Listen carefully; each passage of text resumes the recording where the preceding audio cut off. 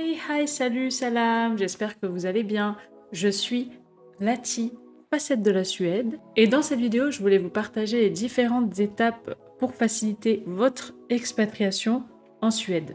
Avant de commencer, petite parenthèse, je vais me baser sur mon expérience et de ce que j'ai appris avec mon mari lorsqu'on s'est expatrié à Stockholm. Et bien sûr, je vais principalement parler de Stockholm sur certaines choses, mais prenez en considération que ça va concerner la Suède en général. Voilà, ceci étant dit, on est parti. Jingle. Ouais, j'ai pas de jingle, donc on y va direct.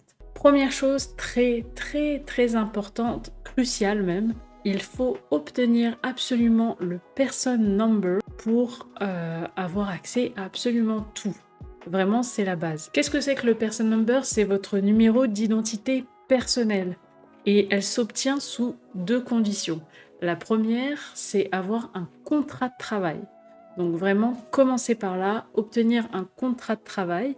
Et la deuxième condition, c'est avoir un logement. Donc pour le logement, il y a un site qui est assez connu de location, c'est Blocket, B-L-O-C-K-E-T. C'est l'équivalent du Bon Coin en France, par exemple.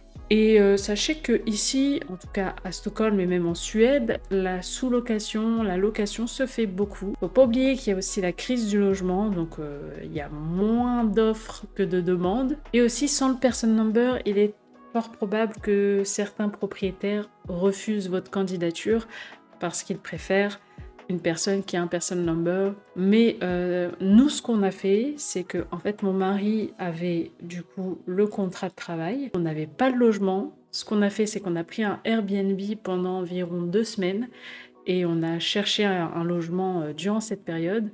Et en effet, on est tombé sur des propriétaires qui étaient intéressés, mais le fait qu'on n'ait pas le person number, ça les a embêtés. Mais on est tombé sur, je crois, 3 personnes à qui ça ne dérangeait pas du tout, qui étaient très compréhensifs par rapport à notre situation. Et du coup, bah, Dieu merci, on a trouvé. Sachez juste, pour l'anecdote, que j'ai fait une centaine de demandes de visite environ, que sur ces centaines, j'ai pu visiter une dizaine d'appartements, et sur ces dizaines d'appartements, on a eu 3 réponses favorables.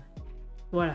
C'est pour vous faire une petite idée quand même, et c'était des recherches qui ont duré presque 3 semaines. Voilà, c'est juste pour vous faire une idée de à peu près de comment ça se déroule. Une fois que vous avez fait la demande de person number, ça peut prendre du temps pour l'obtenir. D'ailleurs, si ça vous intéresse, les démarches à faire pour l'obtenir, les choses à savoir, parce qu'on peut avoir un numéro qui s'appelle le Coordination Number, qui est en attendant d'avoir le Person Number et qui peut être très utile.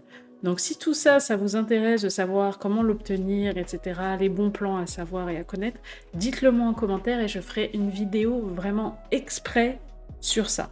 Ensuite, une fois que vous avez le Person Number, il faut absolument obtenir le Bank ID. Le Bank ID, c'est un système d'identification qui est tout aussi important que le Person Number. Donc ça, c'est plutôt simple. De toute façon, une fois que vous avez le Person Number, tout est facile après.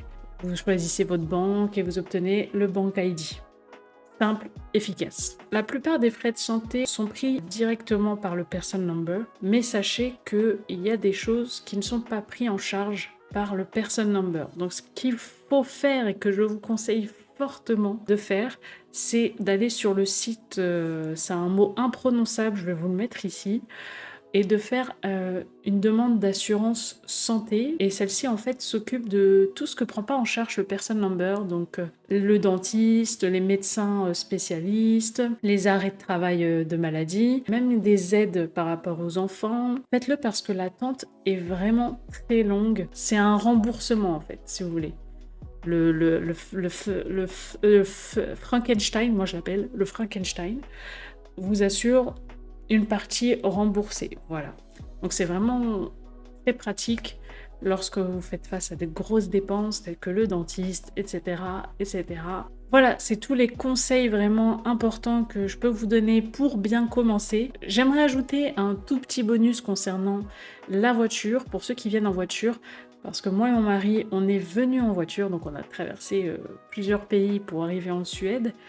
Et il nous est arrivé tellement de péripéties ici à Stockholm parce que il y a tellement de choses à savoir quand tu as une voiture. C'est incroyable. Si vous voulez tout savoir pour la voiture, dites-le moi en commentaire parce que ça mérite une vidéo entière sur la question. Voilà, j'ai terminé. J'espère que cette vidéo vous aura été utile et vous aura aidé. Si c'est le cas, lâchez-moi le petit pouce en l'air. Abonnez-vous pour les futures vidéos et prenez soin de vous. Bye bye. Hello. Oh, c'est bugué en bas.